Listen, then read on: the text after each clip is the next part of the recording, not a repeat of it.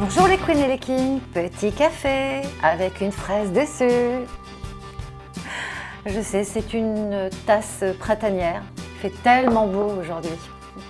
De quoi vais-je vous parler? De la litière. Oui, la litière de vos chats. Cet endroit merveilleux où ils font caca et pipi. Cette litière qui dégage une odeur magnifique.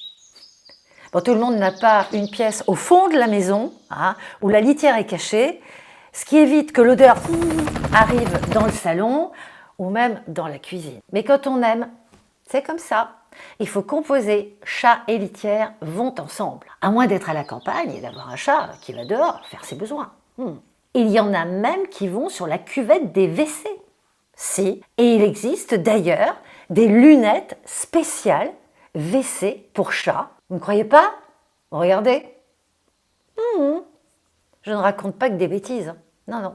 Savez-vous que nous utilisons 280 000 tonnes de litière par an? Ça fout les jetons.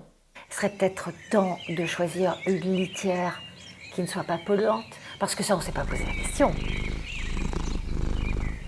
Il existe des versions écolo. Elles sont un peu plus chères. Il y a les litières végétales, sont très très bien, biodégradables, absorbantes, non toxiques et économiques. Ça peut équilibrer un petit peu le prix. Parce qu'en France, on a combien à peu près de chats domestiques? Vous avez une idée? Plus de 10 millions. Ouh là là, oui, facile. Nos chats adorés produisent 400 000 tonnes de déchets par an. Ça fait plus de 13 kilos de litière par seconde. L'empreinte écolo d'un chat est égale à une grosse bagnole. Alors, il faut choisir la grosse bagnole ou le chat. Vous savez à combien est estimé le marché français de la litière? Tenez-vous bien. 120 millions d'euros par an. Et ça bouge tout le temps, donc c'est peut-être plus en ce moment. Bon, tout ça c'est bien beau, mais que faire? Le pouvoir d'achat qui baisse, la litière qui augmente. J'ai cherché ici et là, j'essaye de me positionner par rapport au bouquet de fleurs. Bon, j'arrête de faire l'andouille. S'il existait des recettes, des trucs pour faire sa litière soi-même. Si vous avez un ami menuisier pas très loin de chez vous, récupérez la sciure de bois. Moi j'ai le souvenir, quand j'étais petite, les chats à la maison avaient dans leur litière de la sciure. Sinon, plus simplement, privilégiez les granulés de bois. C'est 100% écologique, puis c'est très absorbant. Ce qui est bien, c'est que quand votre chat urine sur le granulé, il se désagrège. Ça ne fait pas de poussière. Pas de poussière, mais aussi pas d'humidité. Et pas de bactéries. Parce que les bactéries sont maîtrisées par le bois. Vous achetez des granulés de bois pour le chauffage, ça fait l'affaire. Vous évitez comme ça d'acheter des granulés de bois spécial litière pour chat.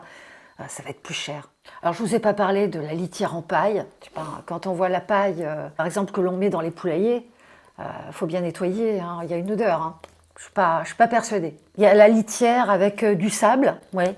Bon, ça colle aux pattes des chats, ils en emportent partout. C'est pas l'idéal non plus. Et il y a la litière de maïs aussi. Bon, elle ne laisserait pas trop d'odeur, mais c'est un petit peu dur pour les coussiner. Bon, après toutes ces explications, moi je pense que le top, ce sont les granulés de bois. Après, vous faites ce que vous voulez.